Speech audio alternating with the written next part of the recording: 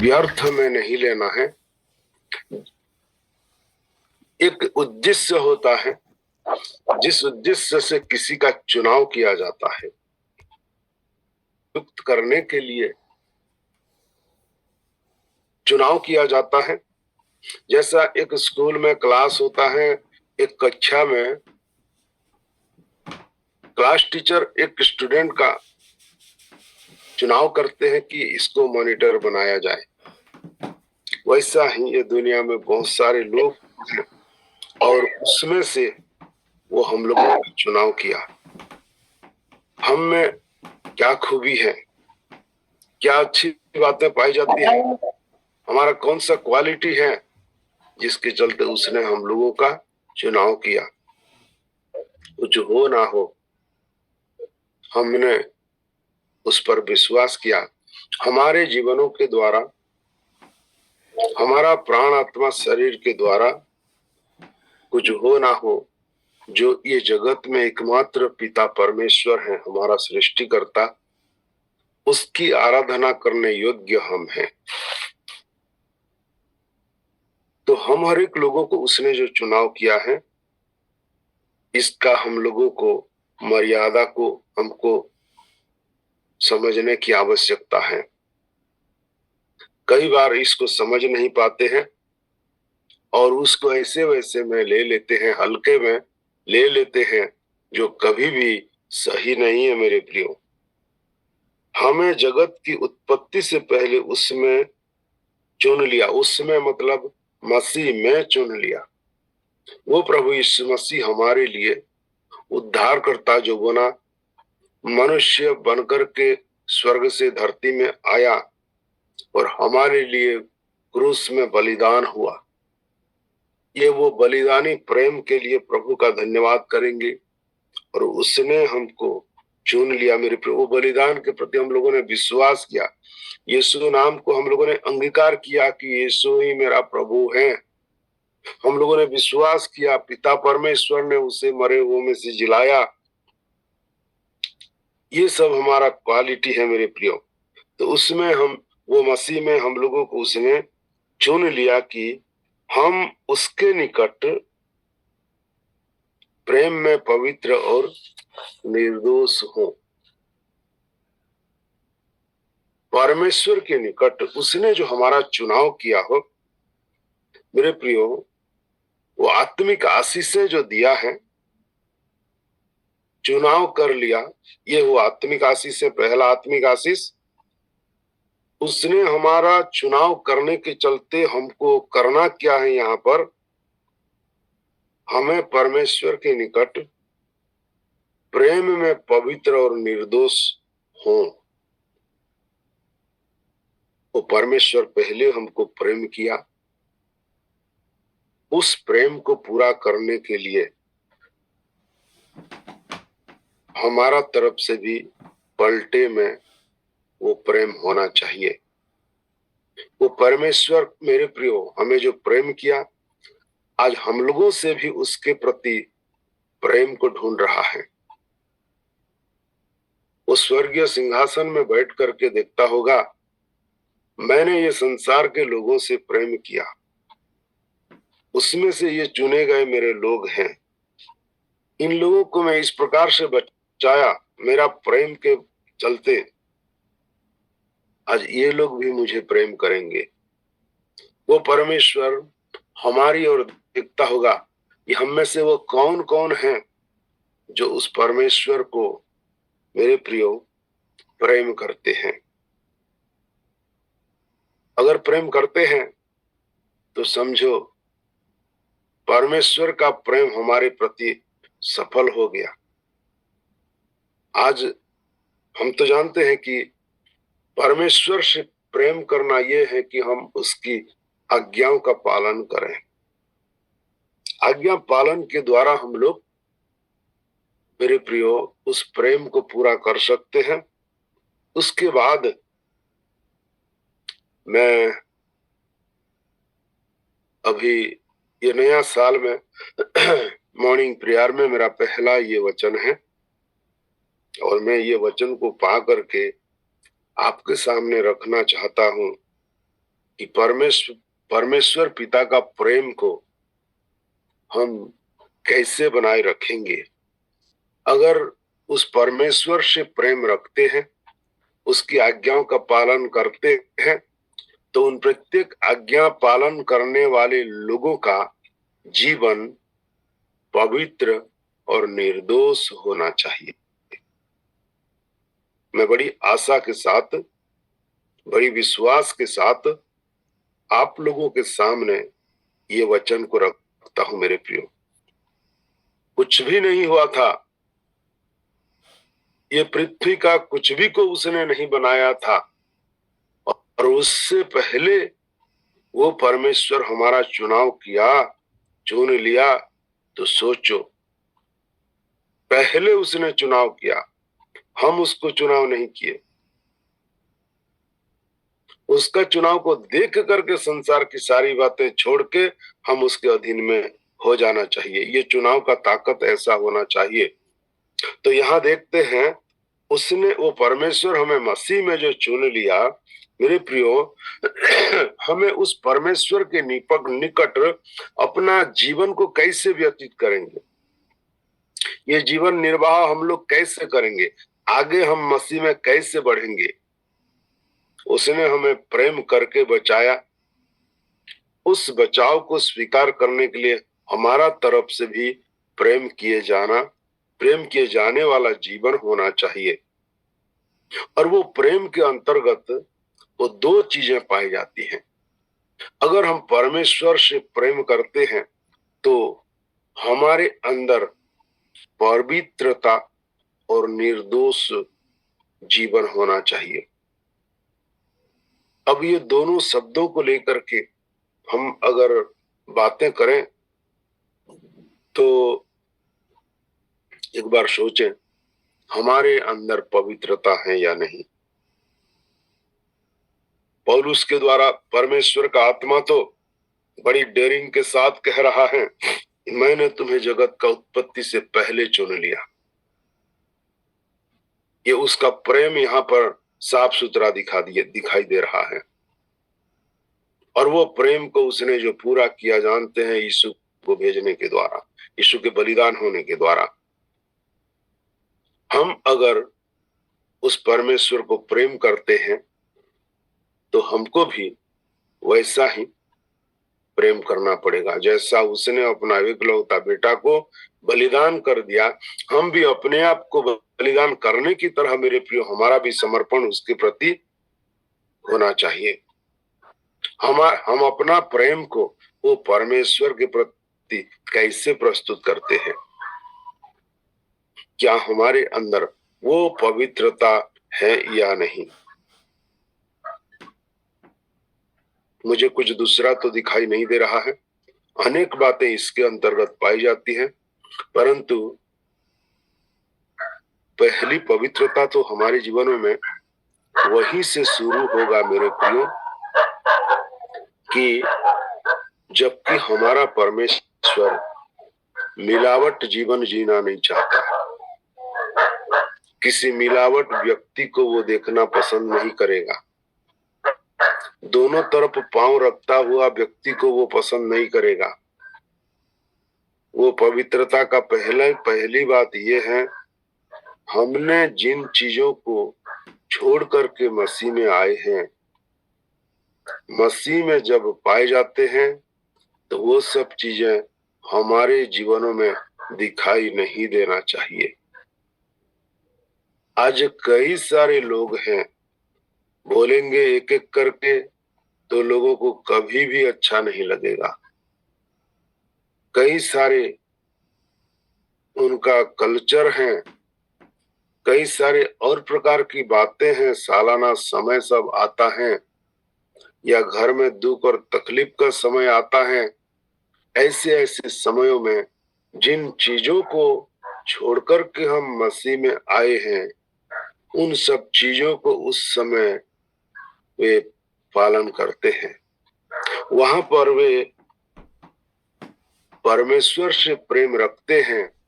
कभी उन पलों के द्वारा प्रमाण नहीं कर पाएंगे। उन सारे जगहों में वे जब सिर झुका देते हैं, वे जब उन सारे गतिविधियों में शामिल होते हैं, तो उस समय वो पवित्रता को खोते हैं मेरे प्रियो। और उस पवित्रता को खोने का एक बहुत बड़ा प्रमाण है, वहां से कुछ दुख और तकलीफ को भी लेकर के आ जाते हैं। और वे खुद बोलते हैं, मैं वहां पर गया था और वहां का ऐसा जगह से ही मेरे को ऐसे लग रहा है, जिन चीजों को छोड़ा था वहां पर चले गए। कई सारे लोग जो हैं सर झुका देते हैं, कई सारे लोग जो हैं हाथ उठा देते हैं उसकी महिमा के लिए। तो मेरे प्रियो, ये सारी चीजें आप अपने आप में ये बात को समझ जाइए, हमने जिसे छोड़ करके उस उद्धारकर्ता को पाया, उन सारे वातावरणों में जब हम लोग पुनः आते हैं, तब तब वो पवित्रता को खो देते हैं। ये पवित्रता, मैं बार बार बोलता हूं, हमको एक आध दिन में नहीं मिल जाता है। ये सप्ताहों, महीनों और वर्षों का मेहनत होता है। ये एक अभ्यास करना पड़ता है। लोग बार बार चूकते हैं, परंतु फिर भी अब वहां पर हमको अभ्यास करना पड़ेगा ना, मुझे ये नहीं करना चाहिए, मुझे उस जगह में शामिल ही नहीं होना चाहिए, मुझे वहां नहीं बैठना चाहिए, मुझे उन लोगों के करे अनुसार मुझे भी नहीं करना चाहिए। तो हम लोग उन बातों को जब करते हैं मेरे प्रियो, तो अपना पवित्रता को खो देते हैं। और पवित्रता के बिना एक व्यक्ति जो है परमेश्वर को नहीं देख सकता करके लिखा हुआ है। आज हम प्रभु यीशु मसीह को देखने का नहीं, बल्कि उसका अनुभव करना हमारे लिए बहुत बड़ा आत्मिक आशीष होगा। तो हम लोग इस प्रकार से हमारा अलग प्रकार का, जिसको छोड़ करके आए हैं, वही गतिविधि में शामिल होने के द्वारा हम लोग पवित्रता को खोते हैं। कई बार ऐसा देखा जाता है, हम विश्वासी लोग ही अन्य कमजोर विश्वासियों को गलत मार्गदर्शन करते हैं।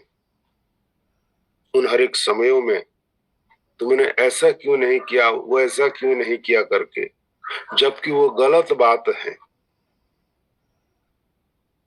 स्वयं संपूर्ण रीति से समर्पित नहीं हुआ, इसीलिए दूसरों को भी गलत रास्ता दिखाता है,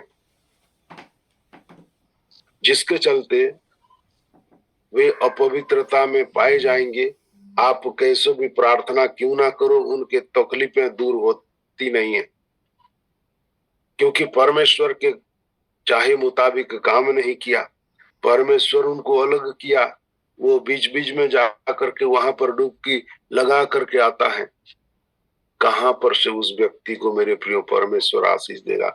हमको आत्मिक सब प्रकार की आशीषें दिया है, फिर भी हम लोग जो है मेरे प्रियो अपने आप को इस प्रकार से शामिल करेंगे, तो कहां से वो आत्मिक आशीषें हमारे जीवनों में लागू होगा? परमेश्वर का चुनाव किया गया बेटा और बेटी है, तो उसका तो हुलिया अलग रहेगा। तो हम लोगों को इसे नहीं खोना है मेरे प्रियो। परमेश्वर जैसे हमको अलग किया है, वैसा हम लोगों को अलग हो करके रहना है। जब वो अपने कलीसिया को लेकर के जाने के लिए आएगा, तो क्या सारे लोगों को उठाकर थोड़ी ना ले जाएगा? जो अलग किए होंगे, किए गए होंगे, जो वो पवित्र लोग होंगे, उन लोगों को ना लेकर के जाएगा। उस कलीसिया के जो अंग होंगे, कलीसिया का एक भाग, एक अंग कैसे होना चाहिए, इस संसार का उन प्रत्येक गतिविधियों में जहां भी जो हो रहा है उसी में शामिल होने वाला, सारे चीजों में इन्वॉल्व रहने वाला व्यक्ति क्या उसका एक भागीदार हो सकता है कभी?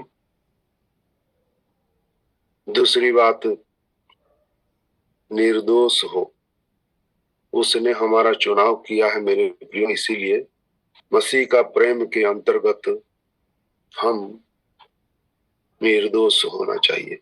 आज्ञाओं को अगर हम परमेश्वर का पालन करते हैं तो पवित्र और निर्दोष बने रहकर उसकी आज्ञाओं का पालन हमको करना पड़ेगा।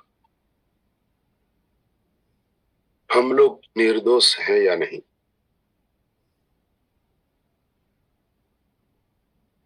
हम दूसरों को दोष लगाते हैं क्या? अगर दूसरों को दोष लगाते हैं तो परमेश्वर भी हम पर दोष लगाएगा। अगर दूसरों को दोष नहीं लगाते हैं तो परमेश्वर भी हम पर दोष नहीं लगाएगा और हमें हमारी पापों से क्षमा करेगा। दूसरों की ओर उंगली उठाना आसान है, यह आत्मिक गतिविधि के अंतर्गत कतई सही नहीं है। ये निर्दोषता बहुत ही हमको जरूरी क्यों है? क्योंकि कुरिन्थियों का पत्री से मैं हर महीना आप लोगों को कहता हूं, निर्दोष हमको परमेश्वर का दिया गया ये जो जीवन हम जी रहे हैं, संसार का अंत में जब सारे लोगों का न्याय होगा तो हम परमेश्वर के सामने अपने आप को निर्दोष साबित करना पड़ेगा। ना संसार का कोई हमें उंगली उठाए, दोष लगाए, ना परमेश्वर हम पर दोष लगाए। ऐसा जीवन हमको जीना पड़ेगा। नूह अपने समय में परमेश्वर का वचन के अनुसार चला और लिखा हुआ है उसने संसार को दोषी ठहराया और अपने परिवार को उसने निर्दोष ठहराया। आज हम लोगों को वैसा बनना पड़ेगा। मेरे प्रियो, कई बार हम लोगों को कई सारे कामों को करना होता है,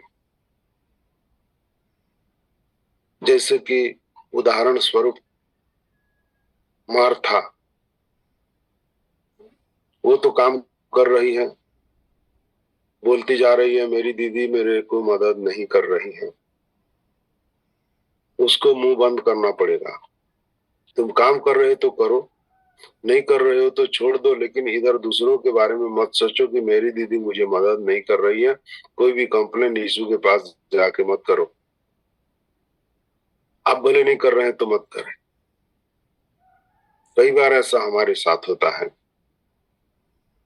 करते भी रहते हैं और दूसरों के बारे में बोलते भी रहते हैं, चर्चा करते भी रहते हैं। उससे तो बेहतर है कि वो काम को हम ना करें, हमारे द्वारा नहीं हो पा रहा है तो। कुछ ये सब व्यवहारिक जीवन है मेरे प्रियो, इसमें इन सब चीजों को हमको सुधार में लाना पड़ेगा। अगर हम करते हुए किसी और के बारे में चर्चा करते हैं तो समझो वो कुड़कुड़ाने का स्वभाव हो रहा है। उसके बाद अब अकेले काम कर रहे हैं, कोई आपको मदद नहीं कर रहा है, आप कर तो रहे हैं परंतु उसको आप हजम नहीं कर पा रहे हैं।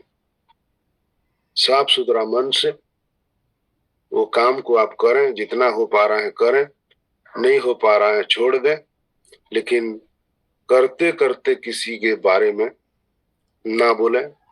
उसके बारे में बोलना, चर्चा करना मानो उसको दोष लगाने के बराबर है। आप भी मत करिए, जो भी वो काम क्यों ना हो। और आप काम शुरू करें उससे पहले कुड़कुड़ाने का नौबत ना आए।